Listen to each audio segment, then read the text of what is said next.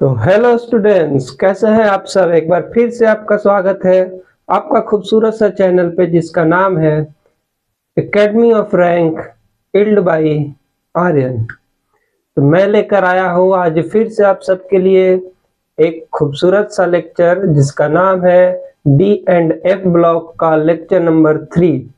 D block का lecture number 01 और lecture number 02 आ चुका है। अभी तक आपने उसको नहीं देखा है तो उसको जाके देखिए, तब आपको लेक्चर नंबर 3 बहुत बेहतरीन ढंग से समझ में आएगा, क्योंकि लेक्चर नंबर 01 और लेक्चर नंबर 02 को हम लोगों ने बहुत ही बढ़िया से एक्सप्लेन करके आपको समझाया गया है इस चैनल पे। तो इस चैनल के माध्यम से आप सारा कंसेप्ट को आसानी से समझते रहिए, इसका भरपूर फायदा उठाते रहिए और थोड़ा सा दुलार प्यार इस चैनल को भी जरूर दीजिए। तो मैं लेकर आया हूँ आज लेक्चर नंबर 3, जिसमें हम लोग बात करेंगे डी एंड एफ ब्लॉक का फिजिकल प्रॉपर्टीज के बारे में। अगर अभी तक आपने लेक्चर नंबर 1 नहीं देखा है, लेक्चर नंबर 2 नहीं देखा है, तो मैं थोड़ा सा लेक्चर नंबर 1 लेक्चर नंबर 2 का प्रीव्यू बताता हूँ। लेक्चर नंबर 1 में हम लोगों ने सीखा कि डी एंड एफ ब्लॉक क्या होता है, डी एंड एफ ब्लॉक कहाँ सिचुएटेड है, डी एंड एफ ब्लॉक का इलेक्ट्रॉनिक कॉन्फ़िगरेशन क्या है। ये सारी बातें जो बेसिक कंसेप्ट बनाता है डी एंड एफ ब्लॉक का, सारा डिटेल लेक्चर नंबर 1 में दिया गया है। लेक्चर नंबर 1 में हम लोगों ने ट्रिक से पूरा डी ब्लॉक को कैसे याद करेंगे ये भी मैंने उसमें सिखाया हुआ है। लेक्चर नंबर 2 में हम लोगों ने बात किया एक्सेप्शन इलेक्ट्रॉनिक कॉन्फ़िगरेशन का। एक्सेप्शन इलेक्ट्रॉनिक कॉन्फ़िगरेशन के बाद हम लोग ने पढ़ा कि साइज में फर्क क्यों पड़ रहा है, लेफ्ट से राइट जाने पे डी ब्लॉक में साइज में क्यों डिक्रीजेज होता है। हम लोगों ने उस रीजन को समझा हुआ है डिटेल में। हम लोगों ने लेंथेनॉइड कॉन्ट्रैक्शन को समझा हुआ है। हम लोग उस लेक्चर में स्क्रीनिंग इफेक्ट को समझे हुए हैं। सारा कुछ डिटेल में लेक्चर नंबर 2 में दिया गया है। उसका लिंक इस वीडियो का डिस्क्रिप्शन में भी मिलेगा आपको।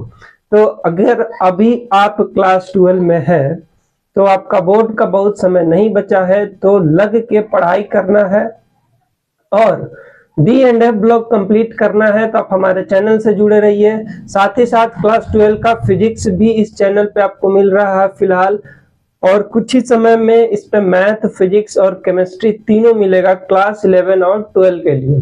तो अभी हम लोग फिजिक्स और केमिस्ट्री पे फोकस कर रहे हैं।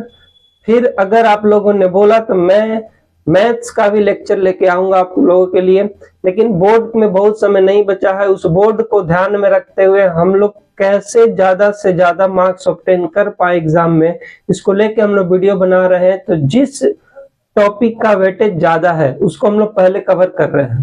तो डी एंड एफ ब्लॉक उसमें से एक है। तो डी एंड एफ ब्लॉक हमारे साथ बने रहिए, पूरा क्लियर कंसेप्ट होगा, पूरा बोर्ड लेवल का, पूरा नीट लेवल का और मेंस लेवल तक भी जाएंगे हम लोग। क्लियर है बात, समझ में आ गया? तो आइए बहुत समय ना लेते हुए, बहुत डिटेल लेक्चर ना देते हुए हम लोग स्टार्ट करते हैं। आज पिक लेक्चर नंबर 3 है और इस लेक्चर में हम लोग क्या क्या सीखेंगे। ये किसका है? D and F block. D and F block. और डी एंड एफ ब्लॉक में आज हम लोग बात करेंगे प्रॉपर्टीज के बारे में। डी एंड एफ ब्लॉक की फिजिकल प्रॉपर्टीज के बारे में हम लोग बात करेंगे। कौन सा प्रॉपर्टीज? फिजिकल प्रॉपर्टीज के बारे में। तो इस फिजिकल प्रॉपर्टीज में हम लोग क्या क्या पढ़ेंगे? इस फिजिकल प्रॉपर्टीज में हम लोग पढ़ेंगे कि डेंसिटी क्या हो रहा है। इस फिजिकल प्रॉपर्टीज में हम लोग पढ़ेंगे कि डेंसिटी क्या हो रहा है, डेंसिटी किधर जाने पर घट रहा है, बढ़ रहा है, रीजन क्या है, मेटालिक कैरेक्टर क्या है। उसके बाद हम लोग मेल्टिंग पॉइंट और बॉइलिंग पॉइंट की बात करेंगे डी ब्लॉक का। उसके बाद हम लोग इसमें आयोनाइजेशन एनर्जी की बात करेंगे, इलेक्ट्रोड पोटेंशियल की बात करेंगे। उसके बाद हम लोग इस फिजिकल प्रॉपर्टीज में सीखेंगे कि कॉम्प्लेक्स कलर्स क्या होता है, फॉर्मेशन ऑफ कॉम्प्लेक्स कैसे करते हैं, मैग्नेटिक प्रॉपर्टीज क्या है, और भी सारा प्रॉपर्टीज को हम लोग कवर करेंगे। तो इस वीडियो में इतना सारा फिजिकल प्रॉपर्टीज को कवर कर पाना मुश्किल है। तो हम लोग इस लेक्चर में कुछ फिजिकल प्रॉपर्टीज को कवर करेंगे। जैसे हम लोग इस लेक्चर में कवर करेंगे डेंसिटी के बारे में। दूसरा हम लोग इसमें कवर करेंगे मेटॉलिक कैरेक्टर के बारे में। उसके बाद हम लोग बात कर लेंगे थोड़ा बहुत इसमें आपका मेल्टिंग एंड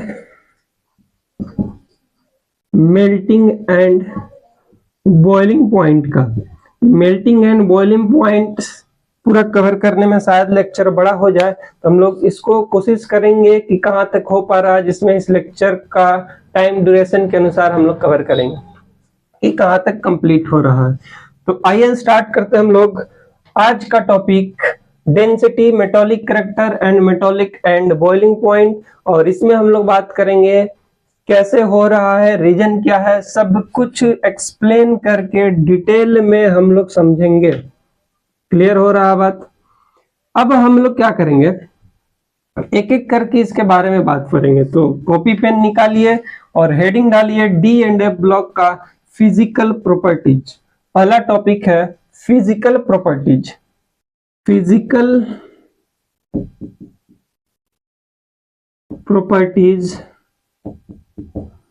हम लोग बात करेंगे नंबर 1 डेंसिटी के बारे में।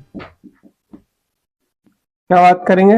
डेंसिटी के बारे में कि डेंसिटी के साथ कब बढ़ेगा, कब घटेगा, क्या हो रहा है।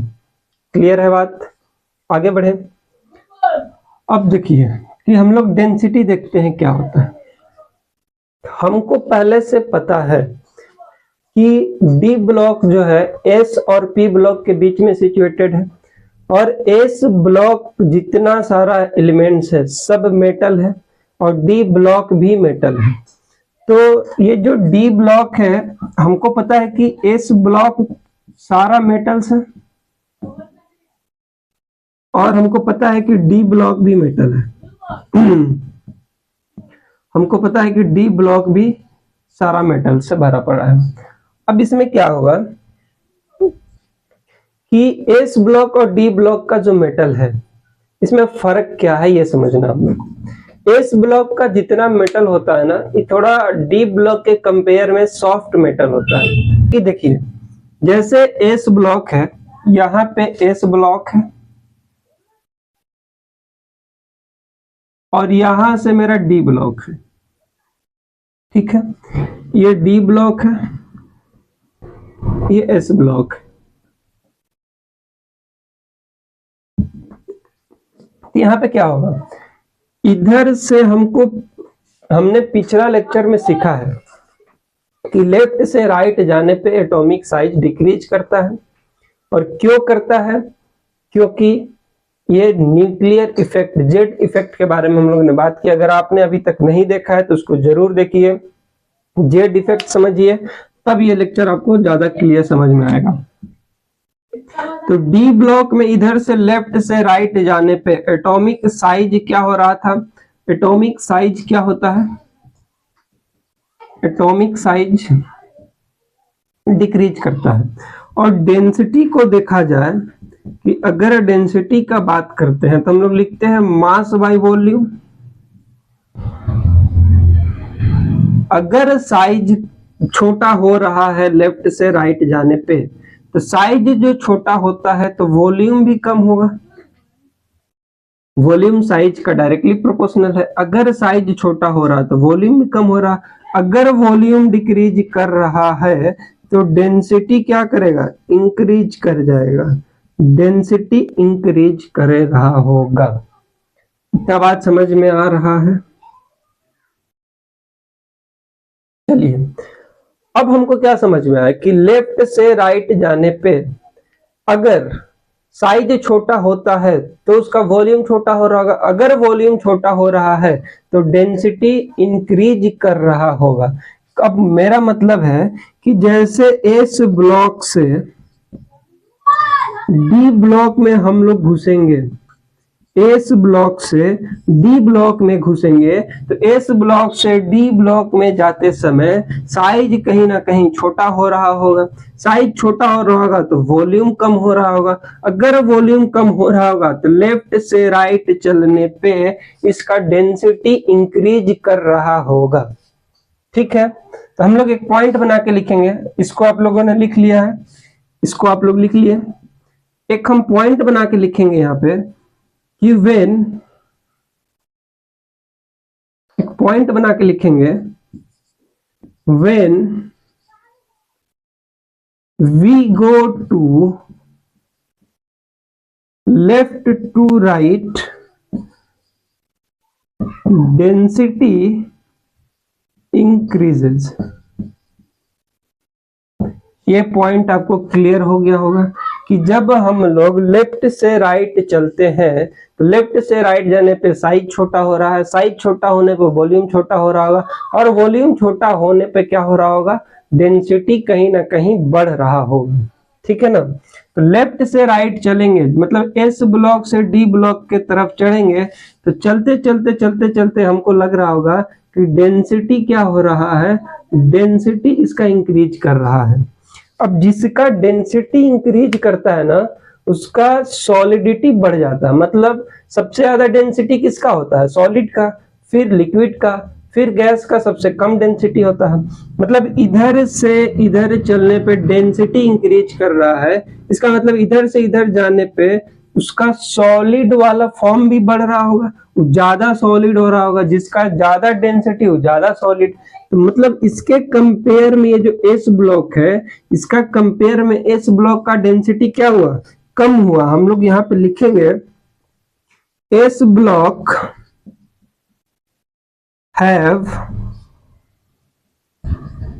लेस डेंसिटी कंपेयर टू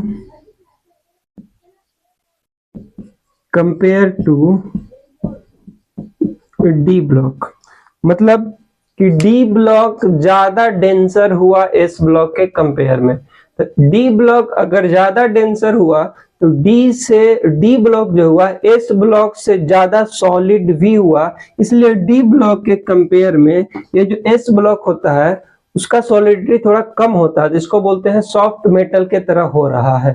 जैसे इसमें क्या क्या आता है, सोडियम आता है, लिथियम आता है, इस सबको हमको क्या करते हैं, चाकू से काट सकते हैं। समझ में आ रहा है बात, इतना टॉपिक क्लियर है इसका। और इसको साथ साथ आप लिखते भी चलिए, ठीक है, इसको साथ साथ आप लिखते भी चलिए।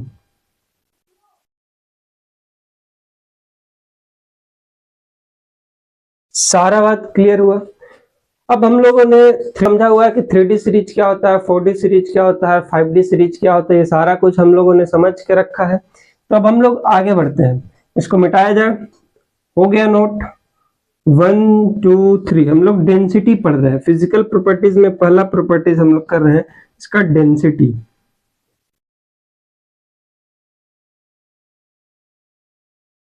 अब क्या करेंगे, अब हम लोग एक और लिखेंगे, पॉइंट बना के लिखेंगे सी number.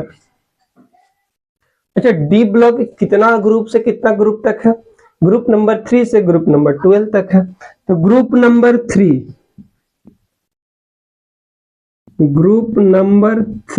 To group number 11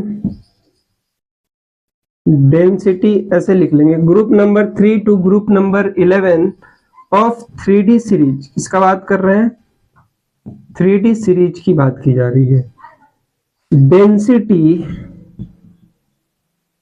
increases, यहां से स्टार्ट होता है 3 से ऐसे 4 5 ऐसे ऐसे ऐसे ऐसे 11 यहां तक 12 तक जाता है। तो 12 वाला का हम लोग बात नहीं कर रहे हैं, 12th वाला हम लोग बात नहीं कर रहे हैं, जिंक का बात नहीं कर रहे हैं। हम लोग ग्रुप नंबर 11 तक, यानी कहां तक बात करेंगे, कॉपर तक। जब हम लोग ग्रुप नंबर 3 से 11 तक 3D सीरीज में चलते हैं तो डेंसिटी इंक्रीज कर रहा होता है। क्लियर है बात। डी नंबर में लिखेंगे, ये जो डी नंबर पॉइंट है ये एक्सेप्शन है, और क्वेश्चन कहां से आता है, एक्सेप्शन से आता है। तो इसको गौर से देखिए, जब डी नंबर में क्या करें कि 11 के बाद जब 12 में जा रहे हैं, मतलब group number 12 of 3D series, group number 12 of 3D series have loss density। मतलब क्या हुआ कि ग्रुप नंबर 12 में चलेंगे। अभी क्या हो रहा था, 3D सीरीज में ग्रुप नंबर 3 से 11 तक डेंसिटी इंक्रीज कर रहा था। अचानक से ग्रुप नंबर 12 में जाने पे डेंसिटी जो होता है ड्रॉप कर जाता है, डेंसिटी गिर जाता है।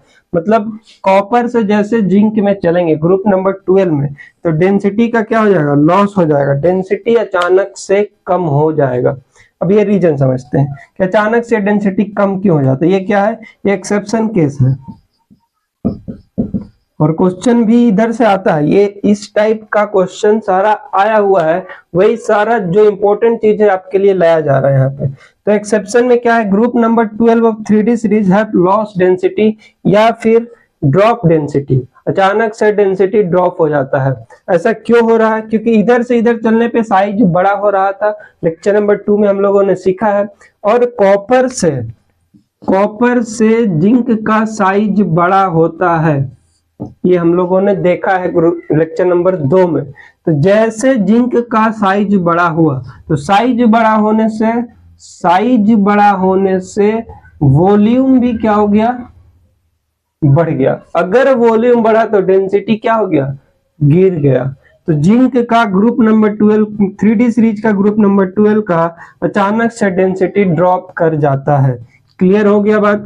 मतलब डेंसिटी ऑफ जिंक छोटा हो जाएगा डेंसिटी ऑफ कॉपर से, मतलब कॉपर का डेंसिटी ज्यादा होगा जिंक का कंपेयर में। क्लियर है, इसको नोट कीजिए। हो गया, नोट्स हो गया। अब देखिए, अगर ग्रुप नंबर 12 में गिर रहा है तो ग्रुप नंबर 12 में और भी कुछ था। क्या था, इसको मिटा दिया जाए। सारा पॉइंट्स आप लोगों ने लिख लिया होगा।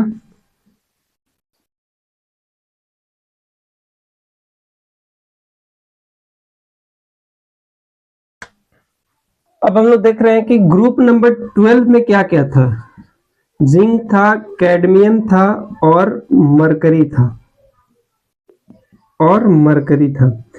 तो जिंक और कैडमियम का डेंसिटी कम हो जा रहा है इसके बाकी कंपेयर से, इसलिए इसको हम लोग बोलते हैं सॉफ्ट मेटल। इसका भी मेटल कैसा होगा, सॉफ्ट मेटल होगा। और ये तो Hg तो लिक्विड स्टेट में ही मिलता है, इसका भी डेंसिटी क्या हो रहा होगा, कम हो रहा होगा, तभी तो ये लिक्विड स्टेट में मिल रहा है। और इसका सॉफ्ट मेटल हो रहा होगा क्योंकि डेंसिटी कम है। सबसे ज्यादा डेंसिटी किसका होता है, सॉलिड का होता है। सॉलिड का डेंसिटी बहुत ज्यादा होता है, जिसका डेंसिटी ज्यादा मतलब वो सॉलिड स्टेट में मिलेगा, सॉलिड स्टेट को बढ़ा के रखेगा। उसके बाद लिक्विड स्टेट का डेंसिटी थोड़ा इससे कम, और सबसे कम डेंसिटी होता है गैस का। क्लियर है बात, समझ में आ गया। तो डी ब्लॉक में Zn का ड्रॉप क्यों हो गया, रीजन क्या लिखेंगे, रीजन लिखेंगे size of Zn increases, so volume also increases, then density drops। समझ में आया बात, क्लियर हुआ। क्या करेंगे हम लोग कि डेंसिटी ड्रॉप क्यों हुआ, इसके पीछे क्या रीजन लिखेंगे कि डेंसिटी ड्रॉप क्यों हुआ, तो इस वजह से हुआ है। क्लियर हो। हम लोग डेंसिटी का नेक्स्ट पॉइंट लिखेंगे। पॉइंट नंबर कौन सा हो गया है, सी हो गया है, डी भी हो गया। नेक्स्ट पॉइंट लिखेंगे डी या ई होगा, देख लीजिएगा। ई पॉइंट क्या होगा, ई down the group density decreases. Down the group जाने पे एटॉमिक साइज बड़ा हो जाता है क्योंकि एक सेल बढ़ जाता है, और ग्रुप नंबर 3 हो, 4 हो, 5 हो, जो भी हो, सबके नीचे अगर डाउन द ग्रुप चलेंगे तो उसका साइज अचानक से बढ़ जाता है। बढ़ने का रीजन क्या है? क्योंकि एक सेल बड़ा हो जाता है, और सेल बड़ा होने से क्या होगा कि उसका डेंसिटी कम हो जाएगा। सेल बड़ा हुआ मतलब साइज बड़ा हो गया, साइज बड़ा हुआ मतलब वॉल्यूम बड़ा हो गया, और वॉल्यूम बढ़ने से डेंसिटी डिक्रीज कर जाता है। क्लियर हुआ बात? 3D सीरीज से बड़ा होगा 4D सीरीज, और सिमिलर हो जाता है 5D सीरीज। 5D सीरीज तो 4D का बराबर ही हो जाता है लेंथेनॉइड कॉन्ट्रैक्शन की वजह से। लेक्चर नंबर 2 इसलिए बार बार मैं बार बार बोल रहा हूं कि लेक्चर नंबर 2 जरूर देखिए, तभी आपको ये सारा कंसेप्ट क्लियर समझ में आने वाला है। समझ में आ गया बात? ठीक है, एक और पॉइंट लिखिए, इसमें एक और पॉइंट लिखिए कि पूरा पीरियोडिक टेबल में सबसे ज्यादा डेंसिटी किसका होता है? Osmium and indium, indium have highest density in periodic table.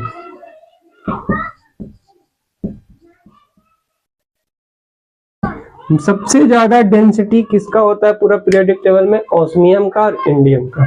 Clear है बात? समझ में आ गया होगा। रीजन वही है कि साइज कहीं ना कहीं छोटा हो रहा होगा, साइज छोटा होने से वॉल्यूम बढ़ रहा होगा, और वॉल्यूम बढ़ने से डेंसिटी इंक्रीज कर रहा होगा। इतना बात समझ में आ गया। डी ब्लॉक का फिजिकल प्रॉपर्टीज, डेंसिटी क्लियर है कि डेंसिटी कब बढ़ रहा है कब घट रहा है? मिटाया जाए। चलिए अब हम लोग बात करेंगे इसका दूसरा प्रॉपर्टीज। पहला प्रॉपर्टीज समझ में आ गया होगा, पहला प्रॉपर्टीज क्लियर है।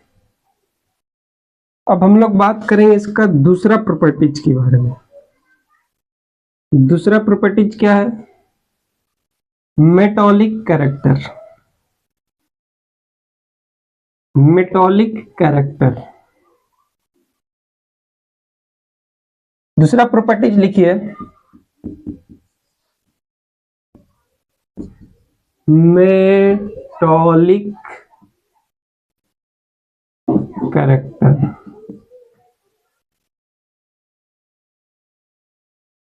कि मेटॉलिक कैरेक्टर क्या है?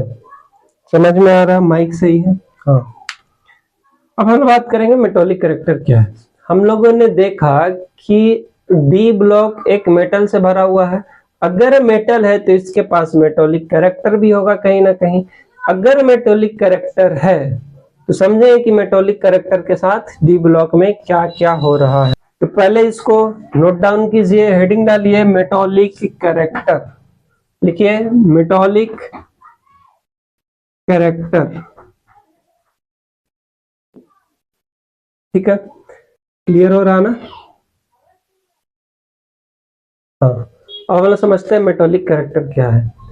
हम लोगों ने पिछले लेक्चर में यह भी समझा हुआ है कि डी ब्लॉक को में ट्रांजिशन एलिमेंट्स किसको बोलते हैं? ऐसे एलिमेंट्स को ट्रांजिशन एलिमेंट्स बोलते हैं जिसमें D orbital unpaired electron available होता है, ऐसे को बोलते हैं ट्रांजिशन एलिमेंट्स। तो हम लोग एक पॉइंट लिखेंगे सबसे पहले इसमें, ऑल ट्रांजिशन एलिमेंट्स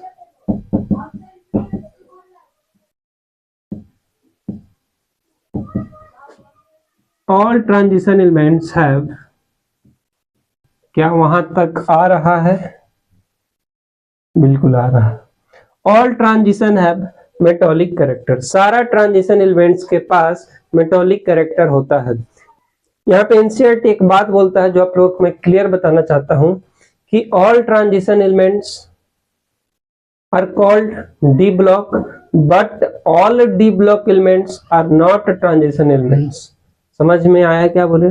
कि जितना ट्रांजिशन एलिमेंट्स है सब डी ब्लॉक में आता है, लेकिन डी ब्लॉक में जितना भी मेटल आता है सब ट्रांजिशन एलिमेंट्स नहीं कहलाता है।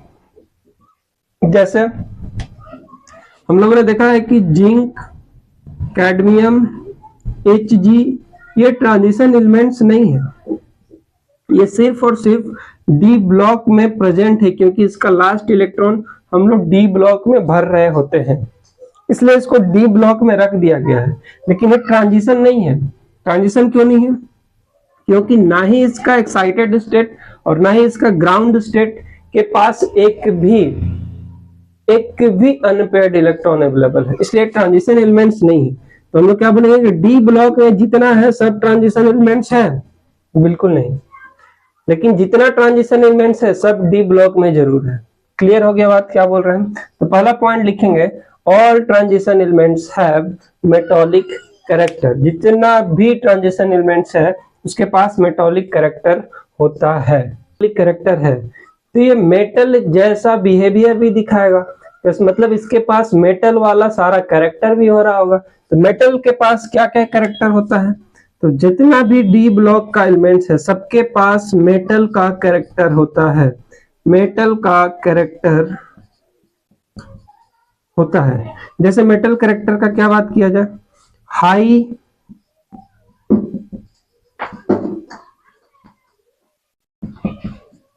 टेंसाइल कैरेक्टर होता है इसके पास। ये डक्टाइल होता है, ये मेलिएबल होता है। ये क्या होता है? ये क्या होता है? इलेक्ट्रिकल एक्टिविटी होती है इसके पास। इसके पास लस्चर होता है, समझ में आ रहा है? और क्या होता है इसके पास? इसके पास सोनोरस होता है। और क्या होता है इसके पास?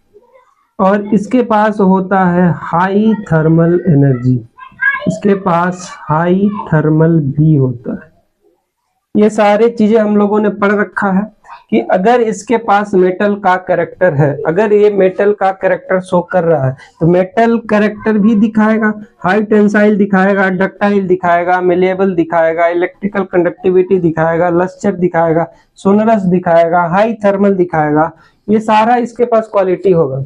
अगर आपको अभी तक इसमें से जो नहीं समझ में आया, आपको फिर से समझा देता हूँ। हाई टेंसाइल का मतलब क्या हुआ? हाई टेंसाइल का मतलब कि किससे ज्यादा दूर तक तार खींचा जा सकता है। कौन सा मेटल है? कौन सा मेटल है? मेटल से ही एक छोटा सा गोला जैसा बनाओ और उसको कितना लंबा किया जा सकता है, कितना पतला दूर तक खींचा जा सकता है, उसको बोलते हैं हाई टेंसाइल। ये मेटल का कैरेक्टर होता है। मेटल को हम लोग बहुत लंबा खींच सकते हैं। डक्टाइल का मतलब क्या होता है? किसी को हम लोग रड के फॉर्म में चेंज कर सकते हैं, ऐसे गोल गोल तार बना सकते हैं, मतलब डक्टाइल हो गया। जैसे हम लोग घर में सोना चांदी जो भी पहनता है, सबसे बढ़िया डक्टाइल गोल्ड ही होता है, सबसे बढ़िया टेंसाइल गोल्ड ही होता है। सब कुछ में गोल्ड सबसे आगे है। गोल्ड हो गया, सिल्वर हो गया, एल्युमिनियम हो गया, कॉपर हो गया। तो हम लोग क्या देखते हैं, सोना वोना बनता है तो ये पतला पतला उसमें लर्री वरी ऐसे लटका दिया जाता है, छोटा छोटा पतला पतला बना के। उसमें कौन सा कैरेक्टर होता है? डक्टाइल होता है। मेलिएबल का मतलब होता है कि उसमें कितना सारा, ऐसे समझिए सीट, पतला पतला सीट निकाला जाए। सीट का मतलब एक पतला थीन प्लेट के जैसे। मिठाई दुकान पे हम लोगों ने मिठाई खरीदते हैं तो आप देखें कि मिठाई पे कभी कभी वो सिल्वर कलर का, चमकीला कलर का चमक रहा है, कभी गोल्ड फॉइल लगा हुआ है। ये सब क्या है? ये एक पतला सीट ही तो है। मतलब सारा मेटल के पास मेलिएबल कैरेक्टर है, जिसे क्या कर रहा है, पतला पतला सीट बन जा रहा है, एकदम पतला सीट बन जा रहा है। तो ये हो गया मेलिएबल कैरेक्टर। और जितना मेटल है सब इलेक्ट्रिक का क्या होता है? गुड कंडक्टर होता है, मतलब ये इलेक्ट्रिक को कंडक्ट कर सकता है। लस्टर का मतलब मेटल के पास एक खास तरह का चमक होता है। कोई भी मेटल है दूर से ही देख के समझ में आ जाए कि मेटल है। जैसे सोना एकदम पीला पीला चमकता है, चांदी चमकता है, सब कुछ के पास जितना भी मेटल है उसके पास एक लस्टर होता है अपना। सोनरस क्या होता है कि मेटल के पास एक साउंड होता है। जैसे हम लोग घंटी बजा रहे हैं तो घंटी मंदिर में गए तो घंटी किस चीज का बना हुआ है? मेटल का बना हुआ है, क्योंकि मेटल में ही एक क्वालिटी है कि वो आवाज निकलेगा उसके अंदर से। सोनोरस मतलब मेटल के अंदर ही आवाज, टन टन का आवाज कहाँ से निकल रहा है? घंटी से। ये मेटल है तभी उसमें से आवाज निकल रहा है। अगर मेटल का नहीं रहता क्योंकि हम लोग प्लास्टिक का घंटी बनाकर टांग देंगे तो टन टन आवाज करेगा? नहीं करेगा। हम लोग मिट्टी का बनाकर टांग देंगे तो टन टन आवाज करेगा? नहीं करेगा। मतलब मेटल के पास एक खास तरह का प्रॉपर्टीज है सोनरस, और इसके पास हाई थर्मल होता है। मतलब ये क्या करता है, हीट को एब्जॉर्ब करके कुछ देर तक रख सकता है। बाकी प्लास्टिक को हम हीट करेंगे क्या होगा, पिघल के खत्म हो जाएगा, जल जाएगा। लेकिन ये हीट को क्या कर सकता है, कुछ देर तक कंडक्ट करके रख सकता है। इसके अंदर हाई थर्मल एनर्जी होता है। तो ये मेटल का जितना कैरेक्टर है सब डी ब्लॉक में दिखाई कहीं ना कहीं देगा। क्लियर हो गया बात, समझ में आया? और ये सब में क्या बढ़िया है, मेटल कैरेक्टर में high tensile, ductile, malleable, electric conductor, lustre, सब में कौन सा आगे है? सब में गोल्ड आगे है। ठीक है, सब में सबसे पहले गोल्ड ही है। इसको नोट्स कीजिए, समझ में नहीं है उस लैंग्वेज को लिखिए, फिर आगे बढ़ते हैं। अब हमको मेटॉलिक कैरेक्टर चेक करना है ना किसी भी मेटल के अंदर, तो हम लोग कैसे चेक करेंगे कि उसके मेटॉलिक कैरेक्टर है? उस मेटल के पास एक अपना लैटिस स्ट्रक्चर होता है, मेटॉलिक लैटिस स्ट्रक्चर होता है। तो जिसके पास, देखिए मेटल क्या सॉलिड है, और सॉलिड है तो इसके पास एक फिक्स स्ट्रक्चर होगा। तो जिसके पास जो भी मेटल है उसके पास एक फिक्स स्ट्रक्चर होगा। तो सारे मेटल के पास अपना एक लैटिस स्ट्रक्चर है। किसी के पास, अब लैटिस स्ट्रक्चर क्या नहीं समझ पा रहे हैं, है ना? किसी के पास होता है HCP, किसी के पास होता है BCP, किसी के पास होता है CCP, किसी के पास दोनों होता है, किसी के पास तीनों होता है। ये है क्या? ये हम लोग को हटा दिया गया है क्लास 12 से। एक पहला चैप्टर है क्लास 12 का केमिस्ट्री का, सॉलिड स्टेट। सॉलिड स्टेट पढ़ेंगे ना तो वहां पे HCP, BCP, CCP समझ में आता है। मैं थोड़ा सा आपको बताता हूँ। HCP का मतलब होता है हेक्सागोनल क्लोज पैकिंग। क्या होता है? Hexagonal close packing. BCP का क्या मतलब होता है? Body centred. CCP का क्या मतलब होता है? क्यूबिक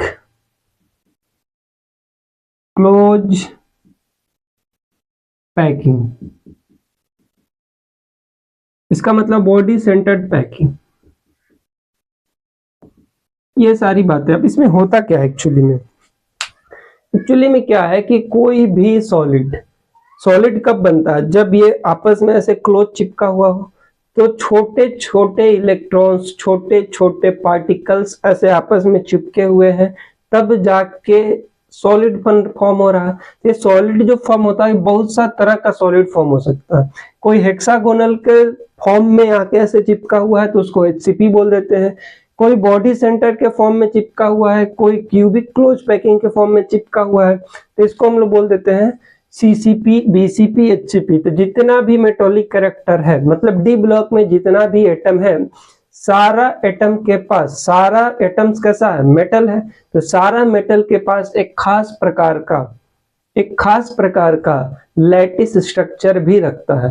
जैसे हम लोग बात करें स्कैंडियम का, तो स्कैंडियम में होता है HCP, BCP दोनों होता है।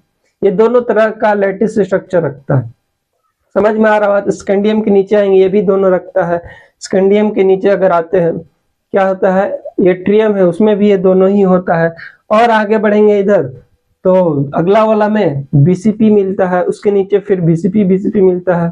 समझ में आ रहा है? स्कैंडियम के बाद टाइटेनियम की बात कर रहे हैं, फिर वेनेडियम में चलेंगे तो इसी में से कोई मिलेगा। ऐसे ऐसे चलते रहते हैं, जिसमें अपना खास प्रकार का, यहाँ पे मिटाएं, जिसमें अपना खास प्रकार का लैटिस नहीं होता है वो एक्सेप्शन में आता है। और एक्सेप्शन में आके लिखते हैं कौन कौन सा मेटल्स है। इसमें आता है जिंक, कैडमियम और Hg, क्योंकि ये तो सॉलिड ही नहीं है, ये तो सॉफ्ट सॉलिड है। और एक्सेप्शन में इसमें आ जाता है एक और मैग्नीज। मैग्नीज के पास भी एक कम्प्लेक्स स्ट्रक्चर होता है। ऐसा नॉर्मली HCP, BCP, CCP नहीं होता है। एक कम्प्लेक्स स्ट्रक्चर, एक कम्प्लेक्स लैटिस स्ट्रक्चर होता है, इसलिए ये एक्सेप्शन में है। इसके पास अपना लैटिस स्ट्रक्चर नहीं है, ये फिक्स लैटिस स्ट्रक्चर नहीं देते हैं। इसके पास एक स्पेशल प्रकार का लैटिस स्ट्रक्चर है, खासकर Mn के पास। क्लियर हुआ बात? ये एक्सेप्शन है, बाकी सबके पास कुछ ना कुछ लैटिस स्ट्रक्चर होगा ही होगा। क्लियर हुआ बात? आगे बढ़े। अब इसमें हम लोग बात करते हैं ना कि अगर ये मेटॉलिक कैरेक्टर है, मतलब ये मेटल है, तो इसके अंदर मेटल कब बना होगा, क्योंकि इसके पास एक मेटॉलिक बॉन्ड होगा। अगर मेटॉलिक बॉन्ड होगा तभी तो ये मेटल फॉर्म हो रहा होगा। तो मेटॉलिक बॉन्ड क्या है समझते हैं, ठीक है। अब हम लोग समझेंगे कि मेटॉलिक बॉन्ड क्या है। और मेटॉलिक बॉन्ड को अगर हमको समझना है तो हमको कुछ चीजें को समझना पड़ेगा। ये अगर हम 3D सीरीज का बात कर लेते हैं, 3D सीरीज की बात कर लेते हैं। अब अभी तक आपको 3D series, 4D series, 5D series नहीं याद हुआ है तो जाइए लेक्चर नंबर 1 और 2 देखिए, वहां से आपको याद करने का तरीका भी समझाया गया है। 3D सीरीज में शक्ति, वक्र, मन, फेकोनिकोजन ऐसे लिखा गया है। क्या लास्ट तक आ रहा है? क्या लास्ट तक दिखाई दे रहा है? लास्ट तक दिखाई दे रहा है।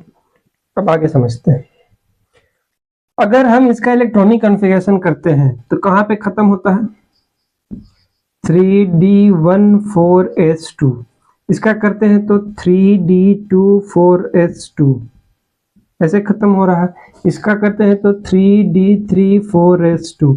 इसका करते हैं तो 3D54S1।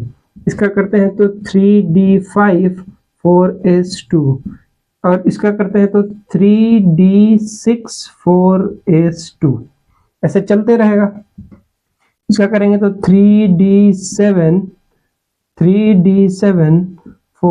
इसका करेंगे तो 3D8 4S2। इसका करेंगे तो 3D10 4S1 और इसका हो जाता है 3D10 4S2। इलेक्ट्रॉनिक कॉन्फ़िगरेशन यहीं पे खत्म होता है। Scandium, titanium, vanadium, chromium, manganese, ferrous, cobalt, निकल, कॉपर, जिंक, ठीक है। अब हम लोग क्या देख रहे हैं इसके अंदर, अगर हमको मेटॉलिक बॉन्ड निकालना है कि मेटॉलिक बॉन्ड कहाँ पे स्ट्रॉन्ग है, तो हम कुछ समझते हैं। क्या समझ रहे हैं कि मेटॉलिक बॉन्ड जो है ना, जहां पे ज्यादा अनपेयर्ड इलेक्ट्रॉन होगा वहां पे मेटॉलिक बॉन्ड जो है स्ट्रॉन्ग होगा। ऐसा क्यों होगा? क्योंकि अगर हम यहाँ पे बात करें डी ऑर्बिटल का, इसमें होता है 5 बॉक्स, 3 1 2 3 4 5। तो यहाँ पे देखिए एक इलेक्ट्रॉन भरा हुआ है, एक इलेक्ट्रॉन भरा हुआ है, एस में पूरा फुल है। इसमें देखे 2 इलेक्ट्रॉन भरा हुआ है। अगर इसका बना के देखें हम तो इसमें 2 भरा हुआ है। इसी तरह इसमें 3 भरा है, इसमें 5 भरा है, इसमें 5 भरा है। और यहाँ पे इसका बनाया जाए, क्रोमियम एक स्पेशल है, 1 2 3 4 5 और यहाँ पे एक एस बना लेते हैं। तो इसमें देखिए 1 2 3 4 5, 1 2 3 4 5, एक ज्यादा बन गया है ना, हटा देते हैं। और इसमें है 1। चलिए हम क्या बताना चाह रहे हैं, हम ये बताना चाह रहे हैं कि मेटॉलिक बॉन्ड वहां पे सबसे ज्यादा स्ट्रांग होगा जहां पे सबसे ज्यादा अनपेयर्ड इलेक्ट्रॉन होगा। ऐसा क्यों होगा? क्योंकि जहां पे ज्यादा अनपेयर्ड इलेक्ट्रॉन होगा वहीं तो सबसे ज्यादा फ्री इलेक्ट्रॉन मिलेगा बॉन्ड बनाने के लिए।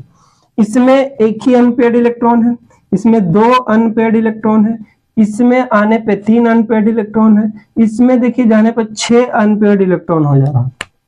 ये 5 और एस का भी एक, मतलब क्रोमियम के पास सबसे ज्यादा इस 3D सीरीज में 6 अनपेयर्ड इलेक्ट्रॉन है, 6 अनपेयर्ड इलेक्ट्रॉन अवेलेबल है। तो जिसके पास जितना ज्यादा अनपेयर्ड इलेक्ट्रॉन होगा उसका मेटॉलिक बॉन्ड उतना मजबूत बनेगा, क्योंकि इसके पास सबसे ज्यादा इलेक्ट्रॉन अवेलेबल है। निकल के फ्री इलेक्ट्रॉन है जो निकल के किसी के साथ बॉन्ड बना सके। समझ में आ रहा बात? यहाँ पे एक है, एक अनपेयर्ड इलेक्ट्रॉन है, यहाँ पे 2 है, यहाँ पे 3 है, यहाँ पे 6 है, यहाँ पे चलेंगे तो 5 मिलेगा, एस तो पूरा फुल है। इधर चलेंगे तो अब देखिए पहले क्या होगा, इधर से यहां तक जाने पे अनपेयर्ड इलेक्ट्रॉन बढ़ रहा है, यहां से यहां तक जाने पे अनपेयर्ड इलेक्ट्रॉन इंक्रीज कर रहा है।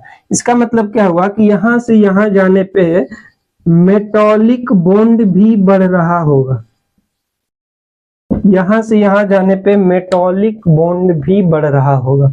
लेकिन लेकिन गौर कीजिएगा कि जब हम यहां से ऐसे चल रहे हैं तो अभी देखिए इसमें 6 था मेटॉलिक करेक्टर, देखिए यहाँ पे 6 अनपेयर्ड इलेक्ट्रॉन है, इसमें आ गए तो 5 हो गया, इसमें आ गए तो 5 हो गया सिर्फ डी वाला, और इसमें आ गए तो 6 को भर गया, मतलब 4 ही खाली बचे, 4 ही अनपेयर्ड इलेक्ट्रॉन हुआ। समझ में आ रहा है, एक का पेयर कंप्लीट हो चुका है। यहाँ तो 6 था, यहाँ है तो 5 हुआ, यहाँ है तो 4 हो गया, यहाँ है तो 3 हो गया, यहाँ है तो 2 हो गया, यहाँ है तो सिर्फ एस में एक अनपेयर्ड इलेक्ट्रॉन बच रहा है, यहाँ जा रहा है तो सारा कंप्लीट हो चुका है। मतलब यहां से यहां तक आने पे अनपेयर्ड इलेक्ट्रॉन बढ़ रहा है, और इधर से इधर आने पे अनपेयर्ड इलेक्ट्रॉन डिक्रीज कर रहा है। इसका मतलब क्या हुआ कि यहां से यहां क्रोमियम तक चलेंगे तो मेटॉलिक बॉन्ड हमको स्ट्रांग होते चला जाएगा। समझ में आ रहा ना, हम स्कैंडियम से चलेंगे क्रोमियम की तरफ तो हमको मेटॉलिक बॉन्ड स्ट्रांग मिलेगा, लेकिन जैसे क्रोमियम से आगे बढ़ेंगे तो मेटॉलिक बॉन्ड थोड़ा थोड़ा डाउन की तरफ आ रहा है, थोड़ा थोड़ा डाउन की तरफ आ रहा है। इसका क्या मतलब कि अनपेयर्ड इलेक्ट्रॉन नीचे आ रहा, अनपेयर्ड इलेक्ट्रॉन नीचे आ रहा है तो मेटॉलिक बॉन्ड भी कहीं ना कहीं कमजोर पड़ रहा होगा, मेटॉलिक बॉन्ड भी नीचे आ रहा होगा। तो सबसे ज्यादा 3D में मेटॉलिक बॉन्ड किसका बढ़िया है, तो बोलेंगे क्रोमियम का, क्योंकि इसके पास सबसे ज्यादा अनपेयर्ड इलेक्ट्रॉन अवेलेबल है। क्लियर हुआ बात। इसी तरह 4D सीरीज में चलेगा, इसी तरह 5D सीरीज में भी चलेगा। समझ में आया, मेटॉलिक बॉन्ड समझ में आया कि मेटल है तो मेटल कैरेक्टर दिखाएगा और इसके पास मेटॉलिक बॉन्ड भी होगा। अगर मेटॉलिक बॉन्ड है तो मेटॉलिक बॉन्ड इधर चलने पे बढ़ रहा है कि घट रहा है, ये भी बात समझ में आ गया, क्योंकि मेटॉलिक बॉन्ड अनपेयर्ड इलेक्ट्रॉन पर डिपेंड करता है। जितना ज्यादा अनपेयर्ड इलेक्ट्रॉन मेटॉलिक बॉन्ड उतना स्ट्रॉन्ग। क्लियर है बात, इतना बात समझ में आया है, इतना बात समझ में आया है, इसको नोट डाउन कीजिए, इसको हम लोग नोट डाउन करेंगे, ठीक है। आई होप कि समझ में आ गया होगा। अच्छा, ये जो अनपेयर्ड इलेक्ट्रॉन का कहानी है ना, ये सिर्फ हम मेटॉलिक बॉन्ड दिखाने के लिए यूज नहीं करेंगे। इस बात पर विशेष ध्यान दीजिएगा कि ये जो अनपेयर्ड इलेक्ट्रॉन है, ये अभी लगातार जितना भी प्रॉपर्टीज पढ़ेंगे सब में कहीं ना कहीं एक एक्स फैक्टर साबित होगा, मतलब ये चलते रहेगा कहीं ना कहीं। समझ में आ गया। मेटॉलिक कैरेक्टर समझ में आया क्या है कि मेटल जैसा होगा तो मेटल का बिहेव करेगा, मेटल का बिहेवियर दिखाएगा। उसके बाद क्या होगा, मेटॉलिक बॉन्ड दिखाने लगेगा। उसके बाद क्या होगा कि इसमें जाने पे कहाँ पे मेटॉलिक बॉन्ड कम हो रहा है, कहाँ पे ज्यादा हो रहा है। क्लियर हुआ ऐसा क्यों हो रहा है, समझ में आ गया बात। आगे बढ़े। अब ये हो गया दूसरा कैरेक्टर, मेटॉलिक कैरेक्टर, ठीक है। अगर हम लोग इसको ग्राफ से दिखाना चाहें तो दिखा भी सकते हैं। 3D से 4D में जब चलेंगे तो वहां पे भी ऐसा ही कुछ कहानी चलेगा, वहां पे भी अनपेयर्ड इलेक्ट्रॉन मिलेगा तो वहां पे भी सेम कहानी चलेगा, और जो 4D में होगा वही 5D में होगा, क्योंकि दोनों का साइज लगभग लगभग क्या है, बराबर है, लेंथेनॉइड कॉन्ट्रैक्शन के वजह से। इतना बात क्लियर है। अगर किसी के पास मेटॉलिक बॉन्ड कम हो रहा है, ज्यादा हो रहा है, और क्यों हो रहा है ये बात हमको समझ में आ गया। तो अगर ये बात आपको समझ में आ गया है तो ये भी आपको समझ में आ गया होगा। अच्छा, एस ब्लॉक में क्या होता है, एस ब्लॉक में मेटॉलिक बॉन्ड थोड़ा सा कमजोर होता है डी ब्लॉक के कंपेयर में, क्योंकि इससे सॉफ्ट है, तो सीधा सा बात है। अगर एस ब्लॉक का बात करें हम लोग, डी ब्लॉक का बात करें हम लोग, तो अगर मेटॉलिक बॉन्ड कहाँ बढ़िया है, डी ब्लॉक में, वो भी कुछ दूर तक बढ़िया है, फिर डिक्रीज कर रहा होता है। तो हम लोग देख रहे हैं कि जिसका मेटॉलिक बॉन्ड बढ़िया होगा उसका मेल्टिंग एंड बॉइलिंग पॉइंट भी हाई, जिसका मेटॉलिक बॉन्ड बढ़िया होगा उसका जिसका मेटॉलिक बॉन्ड बढ़िया होगा उसका मेल्टिंग एंड बॉइलिंग पॉइंट भी हाई होगा। तो एस ब्लॉक का हम लोग जानते हैं, एस ब्लॉक में एस ब्लॉक का मेल्टिंग एंड बॉइलिंग पॉइंट थोड़ा लो होता है, लेकिन डी ब्लॉक का मेल्टिंग पॉइंट बहुत बढ़िया है। कहां से कहां तक? स्कैंडियम से लेके क्रोमियम तक। तो ये बढ़िया था, तो बढ़िया था तो इतना दूर तक melting and boiling point, melting point and boiling point high होगा। समझ में आ रहा मेरा बात? जिसका बॉन्ड जितना बढ़िया उसको दूर करना उतना ही मुश्किल। मतलब अगर इसको हमको बॉइलिंग करना है, बॉइलिंग करने का मतलब क्या है, इसके एटम्स को दूर दूर करना है तो हमको ज्यादा एनर्जी देना पड़ेगा, मतलब इसका बॉइलिंग पॉइंट हाई होगा। अगर ये मेटल से बनके मेल्टिंग पॉइंट पे जा चुका है, ऐसे चिपक चुका है, इसको दूर करना भी मुश्किल होगा, हमको ज्यादा लगाना पड़ेगा एनर्जी। समझ में आया बात? कि अगर मेटॉलिक कैरेक्टर बढ़िया है, मेटॉलिक बॉन्ड बढ़िया है, समझ में आ रहा ना? अगर मेटॉलिक बॉन्ड बढ़िया है तो उसका मेल्टिंग एंड बॉइलिंग पॉइंट भी तो हाई हो जाएगा। रीजन आपको समझ में आ गया होगा, क्योंकि दोनों के बीच का बॉन्ड जितना बढ़िया, मेल्टिंग पॉइंट बॉइलिंग पॉइंट उतना बढ़िया। तो हम अगर यहां से यहां तक चलेंगे तो melting and boiling point high हो जाएगा, और जब से हम मैंगनीज से जेडन के तरफ चलेंगे तो क्या होगा कि मेल्टिंग एंड बॉइलिंग पॉइंट थोड़ा डिक्रीज करेगा। यहां से यहां तक इसके कंपेयर में इसका मेल्टिंग एंड बॉइलिंग पॉइंट क्या होगा? डिक्रीज हो जाएगा। तो मेल्टिंग एंड बॉइलिंग पॉइंट का करैक्टर समझाने की जरूरत है नहीं, आप अभी आपको उसको समझ चुके होंगे बढ़िया से। इसी तरह 3D सीरीज की ही तरह 4D सीरीज में होगा, इसी तरह 5D सीरीज में भी हम लोग कंप्लीट करेंगे। समझ में आया? प्रॉपर्टीज नंबर 3 तक हम लोगों ने बात कर लिया। क्या क्या बात कर लिए? डेंसिटी को समझ गए, मेटॉलिक कैरेक्टर को समझ गए, मेल्टिंग एंड बॉइलिंग पॉइंट में क्या हो रहा है डी ब्लॉक में, ये बात भी हमको समझ में आ चुका है। क्लियर है ना बात? समझ में आ रहा ना? कंसेप्ट क्लियर है? कंसेप्ट क्लियर होगा तभी आपको क्वेश्चन पकड़ में आएंगे, नहीं तो नहीं समझ में आएगा। समझ में आ गया फिजिकल प्रॉपर्टीज? तो इस लेक्चर को हम लोग, इस लेक्चर में लेक्चर नंबर 3 में डी एंड एफ ब्लॉक का प्रॉपर्टी में हम लोग इतना ही करेंगे। अगला प्रॉपर्टीज हम लोग लेकर आएंगे, इसके सारे प्रॉपर्टीज को हम लोग धीरे धीरे कवर करेंगे। लेक्चर नंबर 4 में कुछ प्रॉपर्टीज की बात कर लेंगे और लेक्चर नंबर 5 में सारा प्रॉपर्टीज को हम लोग खत्म कर लेंगे। मतलब प्रॉपर्टीज पे इसका 3 लेक्चर रहेगा। पहला लेक्चर में 3 प्रॉपर्टीज कवर किए, अगला लेक्चर में भी 3-4 प्रॉपर्टीज कवर करेंगे हम लोग, उसके बाद वाला में भी 3-4, इसका लगभग 10 प्रॉपर्टीज हम लोग पढ़ेंगे। 10 प्रॉपर्टीज ही है, सारा प्रॉपर्टीज हम लोग कवर कर लेंगे। तो आज का लेक्चर को यहीं खत्म करते हैं। तब तक आप बने रहिए, पढ़ते रहिए, और एग्जाम नजदीक आ चुके हैं आपके, तो थोड़ा सीरियस होकर पढ़ाई कीजिए। धन्यवाद।